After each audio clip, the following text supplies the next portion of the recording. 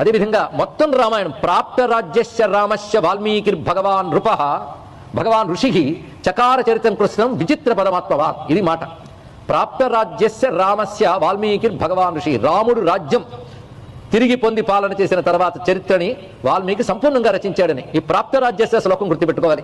ఇది బాలకాండలోనే తెలియజేస్తూ రామచంద్రమూర్తి రాజ్యాన్ని పొందిన తర్వాత అనే మాటను ప్రస్తావన చేశారు.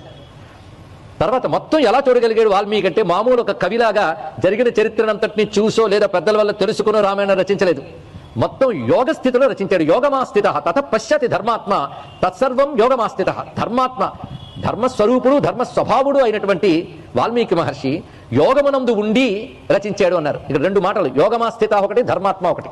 ఈ రెండిట్లో విశేషం ఏంటంటే ధర్మస్వభావం అంటే ఎవరి ధర్మం వారికి ఉంటుంది. వాల్మీకి గనక ఆయన ధర్మం ఏంటంటే తపోధర్మ అని అర్థం. ఇక్కడ తపోధర్మముతో యోగమునందుండి, యోగం అంటేనే అతీంద్రియ ప్రజ్ఞ, అతీంద్రియ ప్రజ్ఞ ఉండి మొత్తం జరిగిన వృత్తాంతాన్ని జరగబోయే వృత్తాంతాన్ని కూడా పాణావమలకం యథా అరచేతులు ఉసిరికాయ వలె దర్శించాడు అని స్పష్టంగా చెప్పారు. అంతేకాదు ఆయనకి రామాయణం రాయకముందే బ్రహ్మదేవుడు చెప్పిన మాట ఏంటంటే నతేవాగనృతా కావ్యే కాచిదిత్ర భవిష్యతి కురు రామ కథాం పుణ్యాం శ్లోకబద్ధాం మనోరమాం. నీ చేత ఒక్క అబద్ధం కూడా వ్రాయబడదు అని బ్రహ్మదేవుడు రాయకముందే చెప్పాడండి.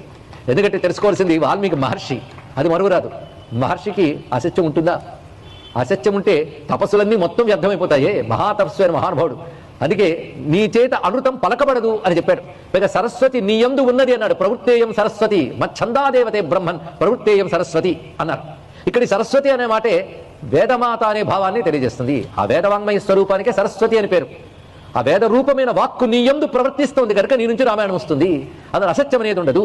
అందులో రహస్యంచ ప్రకాశంచ యద్వృత్తం తస్య ధీమతః.